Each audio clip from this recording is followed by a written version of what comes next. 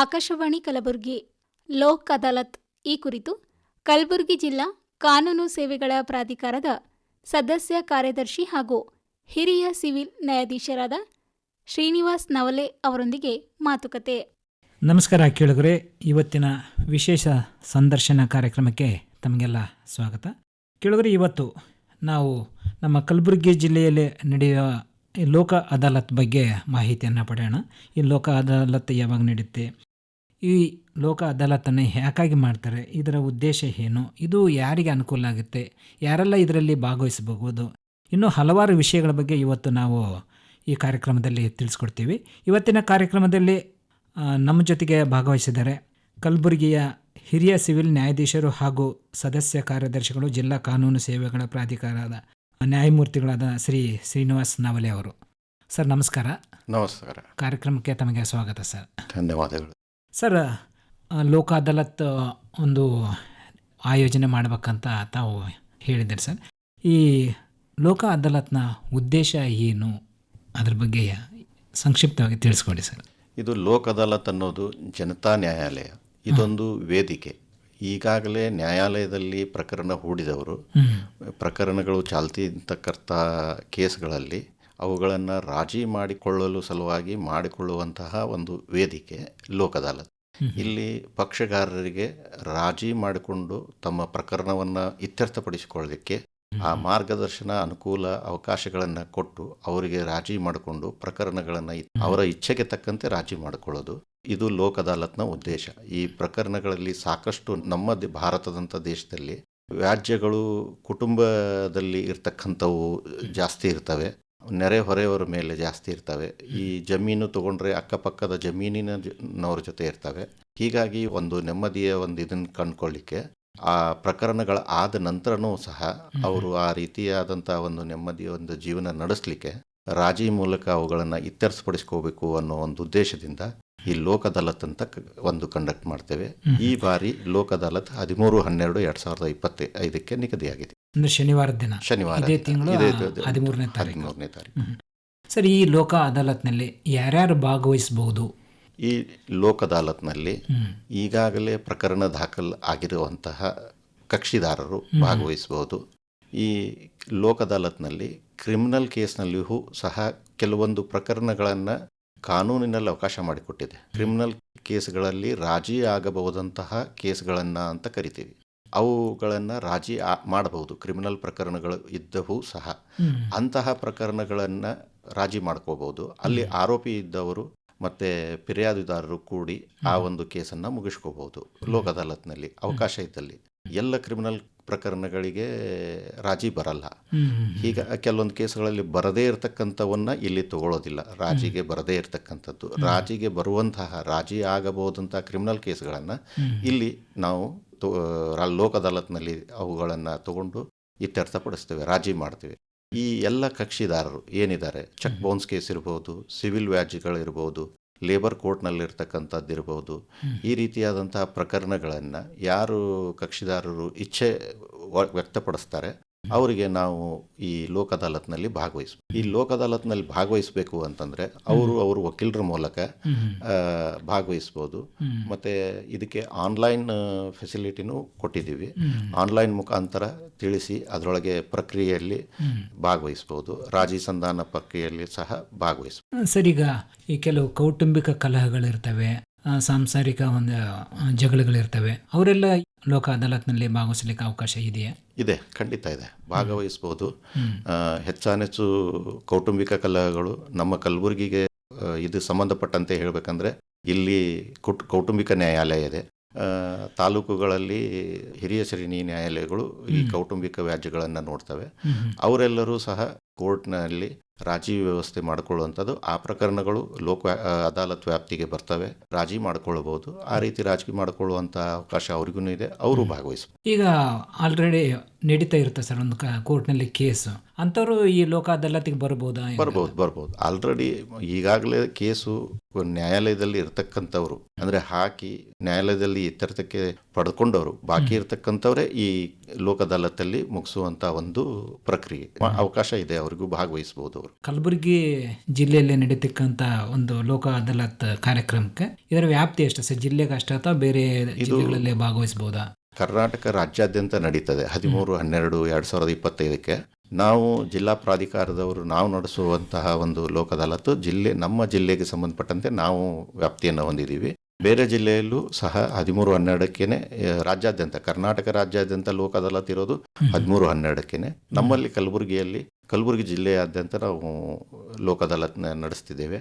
ತಾಲೂಕುಗಳಲ್ಲಿ ತಾಲೂಕು ಕಾನೂನು ಸೇವೆ ಸಮಿತಿಗಳಂತಿವೆ, ತಾಲೂಕುಗಳಲ್ಲಿ ನ್ಯಾಯಾಲಯಗಳಿವೆ. ಆ ತಾಲೂಕುಗಳಲ್ಲಿ ಸಹ ಅವತ್ತಿನ ದಿವಸ ಲೋಕ ಅದಾಲತ್ ಪ್ರಕ್ರಿಯೆಗಳು ನಡೀತವೆ. ಅಲ್ಲಿಯೂ ಸಹ ಅಲ್ಲಿ ಪ್ರಕರಣ ಇದ್ದವರು ತಾಲೂಕಿನಲ್ಲಿ ಭಾಗವಹಿಸುವ. ಸರ್, ಈ ಪ್ರಕ್ರಿಯೆ ಹೇಗೆ ಅಂದರೆ ಬೆಳಗ್ಗೆಯಿಂದ ಸಂಜೆವರೆಗೆ ಹೇಗೆ ನಡೆಯುತ್ತೆ ಸರ್? ಸಾಮಾನ್ಯವಾಗಿ ನ್ಯಾಯಾಧೀಶರು ದಿನದ ಕಲಾಪವನ್ನು ಪೀಠಕ್ಕೆ ಬಂದು ಕೂತು ಅಲ್ಲಿಂದ ಕಲಾಪವನ್ನು ನಡೆಸ್ತಾರೆ. ಈ ಲೋಕ ಅದಾಲತ್ ದಿವಸ ಅವರು ಪೀಠಕ್ಕೆ ಆಸೀನರಾಗಲ್ಲ. ಈ ಕೆಳಗೆ ಬಂದು ವಕೀಲರು ಕೊಡುವಂಥ ಸ್ಥಳದಲ್ಲಿ ಕೂತು ಬೆಳಗ್ಗೆ 10ರಿಂದ ಸ್ಟಾರ್ಟ್ ಮಾಡ್ತಾರೆ. ಅಲ್ಲಿ 5 ಗಂಟೆವರೆಗೂ ಆ ಲೋಕ ಅದಾಲತ್ನ ಒಂದು ಸಮಯ ನಿಗದಿಪಡಿಸಿರುತ್ತೆ. ಅಲ್ಲಿ ಪಕ್ಷಗಾರರಿಗೆ ತಿಳಿಸಿ ಹೇಳುವಂಥದ್ದು ಮಾಡ್ತಾರೆ. ಎಲ್ಲಿ ಅವರಿಗೆ ತೊಂದರೆ ಉಂಟಾಗ್ತದೆ, ಅಲ್ಲಿ ಯಾವ ರೀತಿಯ ಅಂಶವನ್ನು ಅವರು ರಾಜಿಯಲ್ಲಿ ಹಾಕೋಬಹುದು, ಅವರನ್ನು ಮನವೊಲಿಸುವಂಥ ಪ್ರಯತ್ನ ಮಾಡುವಂಥ ಸಮಯಕ್ಕೆ ಮಾಡ್ತಾರೆ.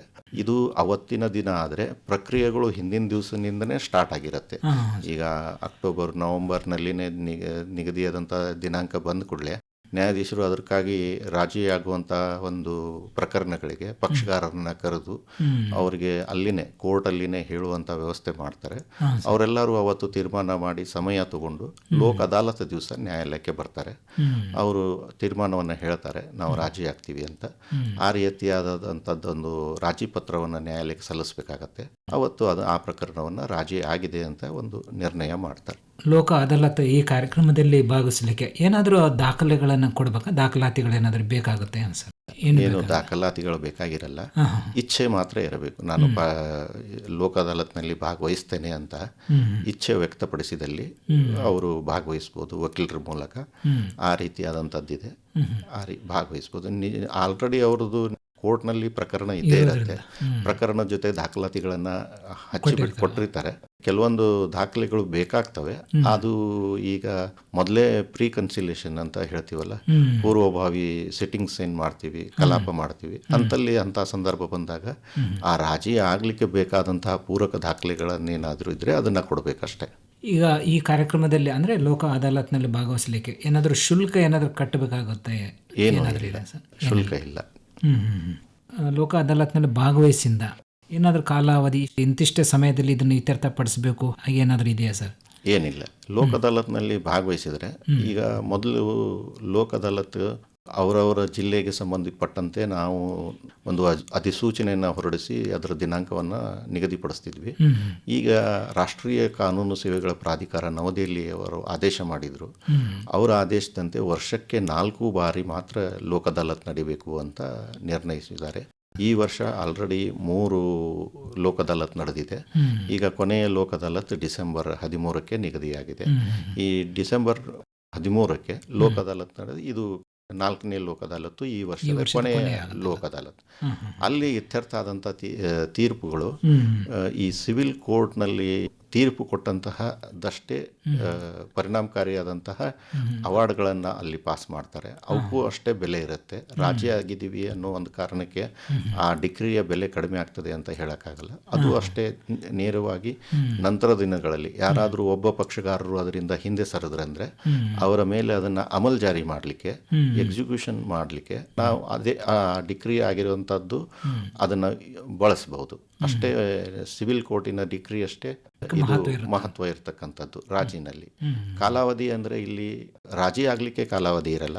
ಕೆಲವೊಮ್ಮೆ ಪಕ್ಷಗಾರರು ಹಣ ಕೊಡೋದಿರ್ಬೋದು, ಮತ್ತೊಂದೇನಾದರೂ ತಗೋ ವ್ಯವಹಾರಕ್ಕೆ ಸ್ವಲ್ಪ ನಿಗದಿ ಮಾಡ್ಕೊಳ್ತಾರೆ ಟೈಮನ್ನು. ಇಷ್ಟರೊಳಗೆ ನಾನು ಕೊಡ್ತೀನಿ, ಇಷ್ಟರೊಳಗೆ ಅವತ್ತಿಂದ ಅವತ್ತೇ ಕೊಡಲ್ಲ, ಇಷ್ಟು ದಿನಗಳವರೆಗೆ ನಾನು ಟೈಮ್ ತಗೋತೀನಿ ಅಂತ. ಅಷ್ಟು ದಿನಗಳವರೆಗೆ ಕಂಡೀಷನ್ಗೆ ಆ ಷರತ್ತಿಗೊಳಪಟ್ಟು ರಾಜಿಯಾಗಿರ್ತಾರೆ. ಒಪ್ಪಿಕೊಂಡ ಪಾರ್ಟಿ ಆ ಸಮಯದಲ್ಲಿ ಆ ನಿಗದಿತ ಹಣವನ್ನು ಕೊಡಬೇಕು. ಕೊಡಬೇಕು. ಕೊಡದೇ ಇದ್ದಲ್ಲಿ ಸಹ ಅವರ ವಿರುದ್ಧ ಮತ್ತೆ ಒಂದು ಕ್ರಮವನ್ನು ಜರುಗಿಸಿ ಅಮಲ್ಜಾರಿ ಪ್ರಕರಣವಂತ ದಾಖಲಿಸಿ ಮತ್ತೆ ಅದನ್ನು ವಸೂಲು ಮಾಡುವಂಥ ಪ್ರಕ್ರಿಯೆಯೂ ಇದೆ.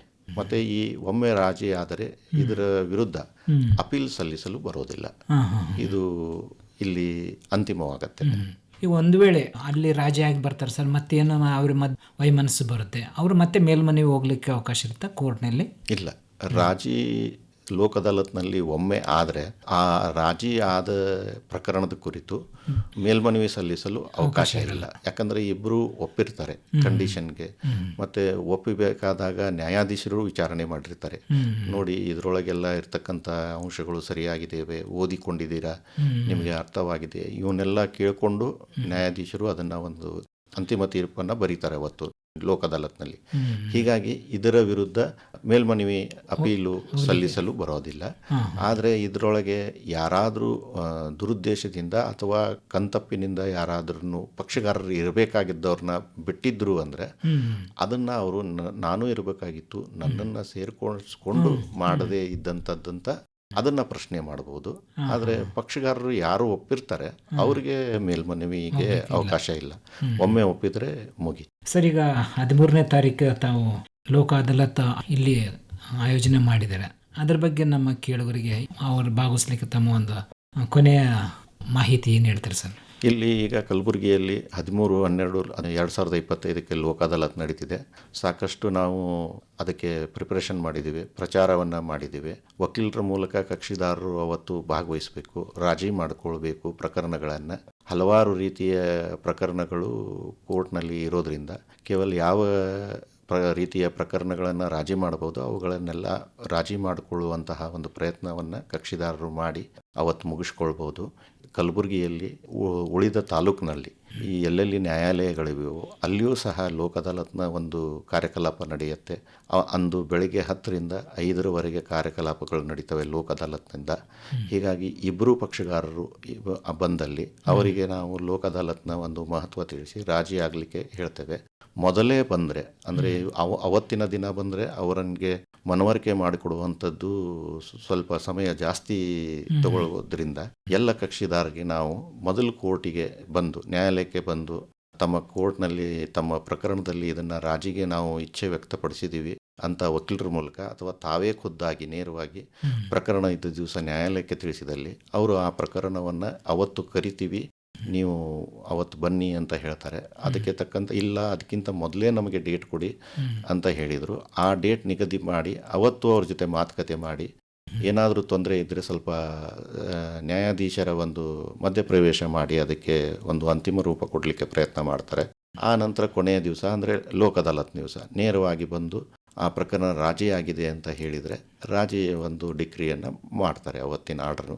ಈ ರಾಜಿ ಆದ ನಂತರ ಕೆಲವು ದಿನಗಳ ಬಿಟ್ಟು ಅಂದರೆ ಒಂದು 15 ದಿನಗಳಲ್ಲಿ ಒಳಗಾಗಿ ಆ ರಾಜಿಯ ಒಂದು ಡಿಕ್ರಿ ಕಾಪಿಯನ್ನು ಪಕ್ಷಗಾರರು ಪಡಿಬಹುದು. ಆ ಪಕ್ಷಗಾರರು ಪಡೆದಂತೆ ಅದರ ಮೂಲಕ ಆ ರೀತಿಯಾದಂಥ ಒಂದು ಕ್ರಮವನ್ನು ಅವರು ಸರ್ಟಿಫೈಡ್ ಕಾಪಿ ತೊಗೊಂಡ ನಂತರ ಅವರಿಗೆ ಅದರದ್ದು ಏನಾದರೂ ಬದಲಾವಣೆ ಮಾಡ್ಕೋಬೇಕಾದಂಥ ಸಂದರ್ಭ ಇತ್ತು ಅಂದರೆ ಮತ್ತೆ ಕಚೇರಿಗಳಿಗೆ ಆ ಡಿಗ್ರಿ ಕಾಪಿಗಳನ್ನು ಕೊಟ್ಟು ಅವರು ಹೆಸರು ಬದಲಾವಣೆ ಯಾವ ರೀತಿಯಾಗಿರುತ್ತೆ, ಹಣ ಕೊಡೋದಿರಲಿ, ಅವ್ರ ಬಗ್ಗೆ ತಮ್ಮ ದಿನಗಳನ್ನು ಅದರ ಪ್ರಕಾರ ನಡೆಸಿಕೊಳ್ಬೋದು.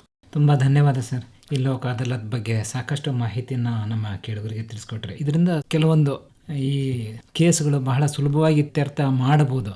ರಾಜಿ ಆದರೆ ಇಬ್ಬರಿಗೂ ಅನುಕೂಲ ಆಗುತ್ತೆ. ಸಣ್ಣ ಸಣ್ಣ ವಿಷಯಕ್ಕೂ ದೊಡ್ಡದು ಮಾಡ್ಕೊಂಡು ಇರೋದಕ್ಕಿಂತ ಇಂಥ ಕಾರ್ಯಕ್ರಮಗಳನ್ನು ಸದುಪಯೋಗ ಪಡಿಸ್ಕೋಬೋದು ಅಂತ ಹೇಳ್ಬೋದು ಸರ್. ಕಾರ್ಯಕ್ರಮದಲ್ಲಿ ಭಾಗವಹಿಸಿ ತಾವು ಸಾಕಷ್ಟು ಮಾಹಿತಿಯನ್ನು ತಿಳಿಸ್ಕೊಟ್ರೆ ಅದಕ್ಕಾಗಿ ನಮ್ಮ ಆಕಾಶವಾಣಿ ಪರವಾಗಿ ತಮಗೆ ಧನ್ಯವಾದಗಳು ಸರ್. ನಮಸ್ಕಾರ.